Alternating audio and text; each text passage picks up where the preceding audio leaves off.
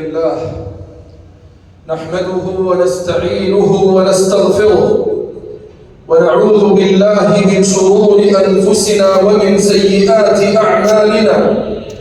من يهده الله فلا مضل له ومن يضلل فلا هادي له، وأشهد أن لا إله إلا الله وحده لا شريك له، وأشهد أن محمدًا عبده ورسوله صلى الله عليه وسلم تسليمًا كثيرًا.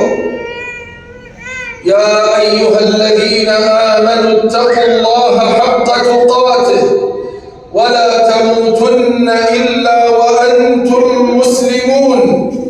يا أيها الناس اتقوا ربكم الذي خلقكم من نفس واحدة وخلق منها زوجها وبث منهما رجالا كثيرا ونساء، واتقوا الله الذي تساءلون به والأرحام إن الله كان عليكم رقيبا.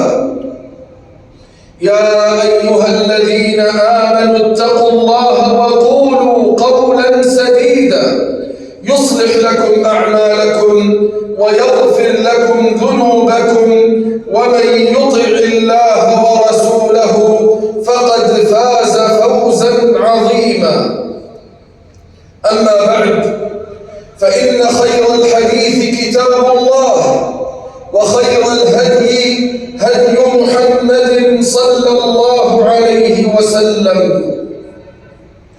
عباد الله، شهر رمضان ونحن نقف في هذه اللحظات على أبوابه هو شهر القرآن. قال ربنا سبحانه وتعالى: شهر رمضان الذي أنزل فيه القرآن هدى للناس وبينات من الهدى والفرقان. وقال سبحانه وتعالى: إنا أنزلناه في ليلة القدر وهي ليلة عظيمة من ليالي شهر رمضان المبارك. فحري بالمسلم أن يلزم كتاب الله في شهر رمضان، وأن يدوم على تلاوته آناء الليل وأطراف النهار وفي كل وقت وحين، وأن يكثر من تلاوته في الصلاة وفي الاعتكاف وعلى كل حال من أحواله. عباد الله، وإن تلاوة القرآن الكريم يكمل ثوابها ويعظم أثرها لمن أقبل على القرآن الكريم بقلبه يتفهم معانيه ويستسلم لأحكامه، كما قال ربنا سبحانه وتعالى: كتاب أنزلناه إليك مبارك ليدبروا آياته وليتذكر أولو الألباب.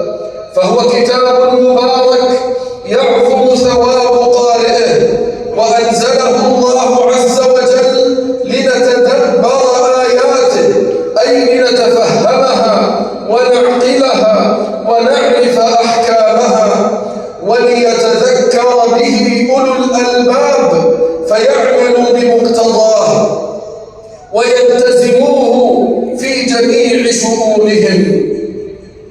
أيها المسلمون، ومن اطمأن قلبه بالقرآن فإنه يأتمر بأوامره ويجتنب نواهيه ويقف عند حدوده ويتحقق بآدابه ويتعظ بمواعظه حتى يكمل بذلك إيمانه ويستقيم على دين ربه. قال ربنا سبحانه وتعالى: الذين آتيناهم الكتاب يتلونه حق تلاوته أولئك يؤمنون به، ومن يكفر به فهو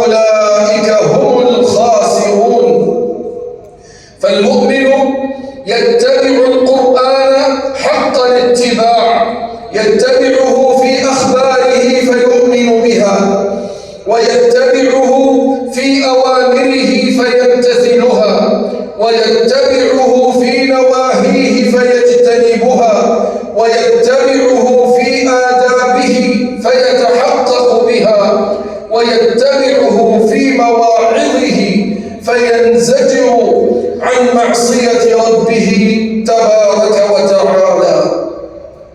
وكان نبينا صلى الله عليه وسلم يتدبر القرآن ويستجيب له ويزداد خيرا عند قراءته. قال عبد الله بن عباس رضي الله عنهما: كان رسول الله صلى الله عليه وسلم أجود الناس بالخير، وكان أجود ما يكون في شهر رمضان حين يلقاه جبريل فيدارسه القرآن، وكان جبريل يلقاه في كل ليلة من رمضان. فلرسول الله صلى الله عليه وسلم حين يلقاه جبريل أجود بالخير من الريح المرسلة. فهكذا يكون أثر القرآن على نفس تاليه وقارئه، وهذه بركة القرآن على النبي صلى الله عليه وسلم. قال ربنا سبحانه وتعالى: قل إن ضللت فإنما أضل على نفسي وإن اهتديت فبما يوحي إلي ربي. فالنبي صلى الله عليه وسلم كان يهتدي بالقرآن وبتلاوته فيعمل بأحكامه ويزداد بذلك كمالا وشرفا وجودا، صلى الله عليه وسلم تسليما كثيرا. عباد الله، وتلاوة القرآن الكريم من أفضل الأعمال ومن أجل الطاعات والقربات. قال النبي صلى الله عليه وسلم: الماهر بالقرآن الكريم مع السفرة الكرام البررة، ومن قرأ القرآن وهو يتعتع فيه وهو عليه شاق فله أجران: فله أجر قراءته وأجر ما يتحمل من المشقة ويصبر عند قراءته. وفي الحديث: من قرأ القرآن كان له بكل حرف 10 حسنات. وفي الحديث: إنكم لن تتقربوا إلى الله بأحب إليه مما خرج منه، يعني القرآن الكريم. عباد الله، ومن ضعف عن كثرة قراءة القرآن الكريم فليجبر ذلك بكثرة استماعه، وليحرص على شهود صلوات التراويح خلف الأئمة ليستمع إلى القرآن الكريم وليتعلم من الأئمة قراءته، وليجتهد في مجالس الذكر التي يترجم فيها القرآن وتفسر فيها معانيه. أيها المسلمون، فالزموا كتاب الله وأكثروا من تلاوته وتفهموا معانيه وتمسكوا به في جميع شؤونكم، واتقوا الله لعلكم ترحمون.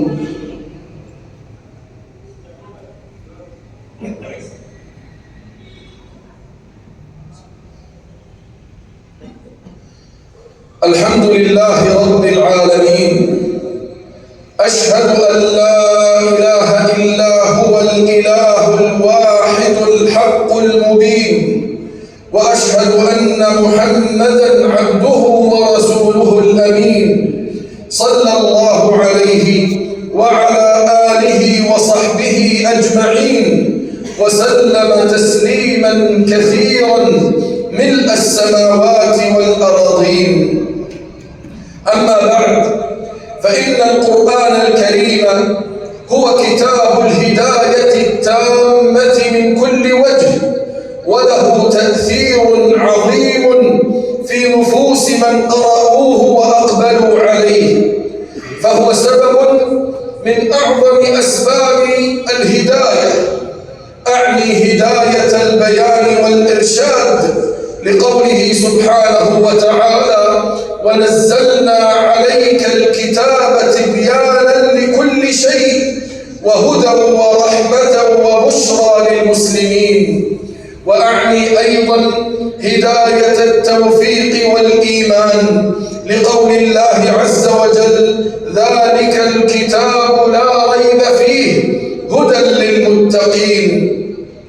فالقرآن الكريم أعظم أسباب الهداية، وهو معجزة النبي صلى الله عليه وسلم الباقية، ولا يحصى كم دخل في الإسلام من المنصفين بمجرد سماع القرآن الكريم. أيها المسلمون، وهجر القرآن الكريم من أعظم أسباب الضلالة ومن أعظم أسباب الخذلان في الدين والدنيا. قال ربنا سبحانه وتعالى: فإما يأتينكم مني هدى فمن اتبع هداي فلا يضل ولا يشقى ومن أعرض عن ذكري فإن له معيشة ضنكا ونحشره يوم القيامة أعمى. فاتقوا الله أيها المسلمون، وتمسكوا بكتاب ربكم والزموه، وأكثروا من قراءته وتدبر معانيه. عباد الله، ولتكن لنا في رمضان هذا العام توبة صادقة بالرجوع إلى القرآن الكريم وبجبر ما فاتنا من التقصير في حقه، وذلك بكثرة تلاوته ودراسة معانيه والاجتهاد في العمل بكل أحكامه. عباد الله، وقد أمرنا الله عز وجل في كتابه الكريم بأمر عظيم، فقال سبحانه: إن الله وملائكته يصلون على النبي يا أيها الذين آمنوا صلوا عليه وسلموا تسليما. فاللهم صل على محمد وعلى آل محمد كما صليت على آل إبراهيم إنك حميد مجيد، وبارك على محمد وعلى آل محمد كما باركت على آل إبراهيم إنك حميد مجيد. اللهم وفقنا لما تحبه وترضاه، اللهم أعنا على ذكرك وشكرك وحسن عبادتك. اللهم حبب إلينا الإيمان وزينه في قلوبنا، وكره إلينا الكفر والفسوق والعصيان، واجعلنا من الراشدين. اللهم وفق ولاة أمور المسلمين لهداك، واجعل أعمالهم في رضاك، واهدهم للعمل بكتابك وبسنة نبيك. اللهم اجمع كلمة المسلمين على الحق واهد ضالهم. اللهم ربنا أعز الإسلام والمسلمين وأذل الشرك والمشركين. اللهم الطف بإخواننا المسلمين المستضعفين في كل مكان، واجعل ما أصابهم من البلاء كفارة لهم ورفعة لدرجاتهم. ربنا آتنا في الدنيا حسنة وفي الآخرة حسنة وقنا عذاب النار.